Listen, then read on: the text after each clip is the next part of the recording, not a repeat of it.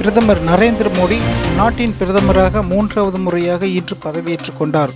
டெல்லியில் குடியரசுத் தலைவர் மாளிகையில் இன்று ஜூன் 9ஆம் தேதி இரவு 7:15 மணியளவில் நடந்த பிரமாண்டமான பதவியேற்பு விழாவில் குடியரசுத் தலைவர் திரௌபதி முர்மு நரேந்திர மோடிக்கு பதவி பிரமாணமும் ரகசிய காப்பு பிரமாணமும் செய்து வைத்தார்.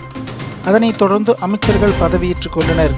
இந்த பதவியேற்பு விழாவை முன்னிட்டு கோவை மாவட்டம் பொள்ளாச்சி தெற்கு கிழக்கு ஒன்றியத்தின் நல்லாம்பள்ளி கிராமத்தில் ஜூன் 9ஆம் தேதி இரவு 7:30 மணியளவில் பாரதிய ஜனதா கட்சியினர் பட்டாசுகள் வெடித்து பொதுமக்களுக்கு இனிப்புகளை வழங்கி தங்களுடைய மகிழ்ச்சியை வெளிப்படுத்தினர்.